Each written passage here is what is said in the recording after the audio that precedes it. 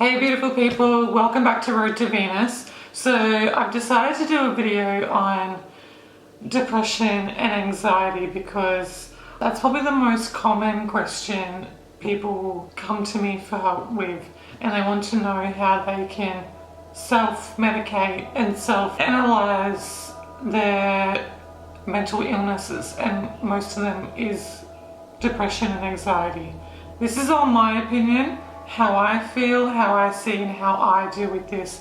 And I feel by me sharing with you guys my understanding will help you guys to self-analyze and self-medicate. I believe everybody has depression and anxiety, and it's whether you have the education or the self-awareness to learn how to analyze and deal with it. So I'm going to give you guys my 4 main steps to helping myself understand and deal with my depression and my anxiety. Step number 1 is to break it down. When I'm feeling really anxious or I'm feeling quite depressed, it's easy just to go off into the spiral. People go into this shadow hole and just stay there and expect someone else to lift you out or something external to draw it out of them. You know, I find a lot of people are medicated, and that's personal preference, and that's fine. If that's your way of dealing with it and that's the way you feel is working for you, then I'm more than happy. I have learnt to deal with it more in the form of internally helping myself and knowing that I'm the only one that can lift me out of that situation. I'm the only one that has the choice to sit in that situation or the choice to leave it behind. And the way I've kind of learned to deal with it is to embrace it. When I'm feeling really anxious, sit there, feel it, enjoy it, take it all in, let it take over. Feel every inch of that anxiety, feel every inch of that depression, and just know that in that very moment, that's the worst you're ever going to feel. And that's the worst that anxiety is going to make you feel from that issue. It's the one thing that anxiety is going to take over, and that's the reason why it's taken over. Feel it, let it have every inch of your body for seconds, and then know from after them seconds, it's going to get better because you felt the worst in that situation. And you know that after that, it's going to get better. So I've learned to break it down in the form of a meditation, I would call it. So I will sit in that moment and I'll ask my body, ask my soul, ask my mind, ask my emotions to find where it is. So, okay, I'm depressed, I've got anxiety. Why do I feel like this?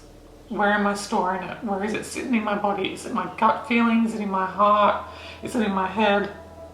Find it in your body, and then once you find it in your body, feel it. So for example, let's say it's in my gut. Why do I have this gut feeling? Why is this crushing me? Why am I feeling so intense? And then compact it. Put it together, feel in that one area, and then now what you want to do is split it in half. Is it me that's making me feel like this, or is it something else? Is it someone else or something else, or is it myself? And feel it. Is it, okay, it's someone else. All right, it's something else, it's someone else. Now your anxiety or your depression has just been broken in half, and you've realized that it's not me that's doing this. It's not as a huge problem as I thought it was. It's directed towards something or someone else. And now sit there in that moment, feel it, you already feel that it's not as bad as what it just was. It's not as heavy, and you kind of feel that you've broken a big chip of it away. Now, sit in the moment and just feel, is it someone else or something else? Is this directed at me, or is it something that I can control? And just start to feel. Trying, over time, this will come faster and faster and faster, and you'll break it away more and more and more. Was it something someone said? Was it something someone done? Is it how I felt in that situation? Break it down, compact it, and realize that once you break it down to the smallest fragment of whatever it was, you learn to deflect. You learn, okay, I've got all this anxiety because it's my stress in my work. It's my It's something someone said. My fear of failing, my fear of not doing anything, my fear of not going anywhere. Once you learn to break that down and understand it, you're already, but also learning how to deal with it and how to move on. And then you'll find that each time you have it, you'll be more aware of it, and your depression and your anxiety will get less and less and less from the issues that cause your anxiety and your depression. Step number 2 is to backtrack. So if you got up in the morning, you had the happiest morning, everything was feeling really good, and then an hour later you're depressed or your anxiety's kicked in. Backtrack. Use a time frame, write it down, put down every minute or every 10 minutes between that moment you felt happy to that moment you felt that anxiety. Where did it go wrong? Where did your mind take over? Where did your emotions take over? Where did you let that fear or that negative energy back in? And find that moment, find that situation, and find that exact moment where you slipped. You let it in, you decide, like, was it something someone said? Was it the fact that you weren't on time? Was it the fact that you want to accomplish so much? Once you can backtrack and you can find that one little thing, was it a negative comment someone wrote on Instagram? If someone's got more Twitter followers than you and you feel like you're letting yourself down? Is it that you feel that you need to help someone but they're not willing to help themselves? Find where that frustration, that anxiety and that over emotional feeling takes over, and learn to analyze that one thing and just go, okay, is that in my control or is that out of my control? Because if that's out of my control, then there's nothing I can do about it. So there's no point me feeling this way about it.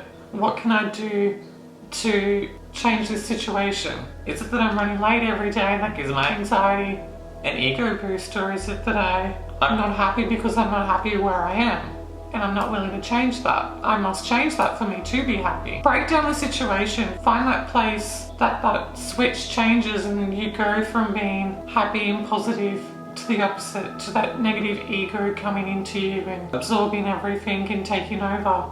Once you can learn to do that as well, you get to step 3, which is to learn to deflect it.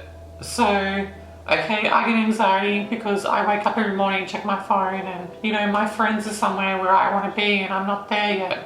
How do I get there? How do I do that? How do I avoid myself feeling like that? Is it toxic friendships that are putting pressure onto you? Is it my work putting pressure onto me? Is it family putting pressure onto me? Is it my idea of where I want to be putting pressure on myself? Is it my procrastination putting pressure on myself? Once you learn to what's attacking you and what is making you feel this way, you can learn to deflect it. And when you learn to deflect it, you learn to say no. So is it a toxic person? So every time I have lunch with a certain person, every time I go somewhere and someone's there and they make me feel horrible, I need to learn to avoid them, or I need to learn to accept that that's who they are as a person, and I can't change that, but I can change the way that I think about that person and not let that person put their negative thoughts onto me, which I then self-attack myself. So once you learn to deflect it, you learn to not accept it. And once you're learning not to accept it, you're choosing not to take it on board. The 4th step is the best, and it's the easiest to do. The 4th step is, what makes you happy? What is the opposite of your depression and your anxiety? What makes you feel and what makes your vibration rise to the highest frequency? What is it that makes you truly happy? And when you find that one thing that makes you truly happy, learn to do that to the best of your ability and use it. Use all the time and all the energy to do that one thing that makes you happy. One of my examples that makes me happy if I'm feeling depressed or anxiety is to dance. Music, dance, and movement. And I know a few of my friends are the same. When we feel like life's pressure is getting too much and anxiety is taking over and we just feel like that everything's kind of impacting on us, the only way we can break out of that is to just party. So we set a night, we go, okay, let's go dance. Let's just have a night of going somewhere and let's dance. Let's go crazy. Let's just enjoy. And I find when I'm dancing, my eyes are closed because I'm self-healing myself. I'm letting go of all that stress and that anxiety. I'm just letting it just release from my body. And the next day, I just feel free again. The hardest one for me to deal with is most of my anxiety will come from work. And most of you know that I'm actually a hairstylist, and the pressures with hair styling and dealing with so much people it's hard, and you work on very strict time schedules and you're constantly pleasing people. And for me, time or not feeling I have enough time to do what I feel like I need to do is the root of my anxiety, and not feeling I have enough time to accomplish things and feeling I don't have enough time to do what I love because of the material world and the world's expectations take over, and I can't be where I want to be and do what I want to do without accepting the world's expectations, because let's face it, we all need to eat, we all need to sleep, we all need to pay our, we live in a world, and my job, for example, is very materialistic, and people want what I have, and people need to see an expectation of when you're a hairstylist of what you look like. You must look to the best of your ability, and they believe that you know what's best for them. I'm trying, I believe I'm doing the best that I can. I'm learning and growing every day to weigh up both my material world and my spiritual world and keep them balanced, because someone once told me and gave me the best advice: you need to have one foot in the matrix and one foot out of the matrix, because you can't function in the spiritual world without having the hold or the grounding from the actual world, and you can't live and function in the actual world if you can't escape it into your own spiritual world.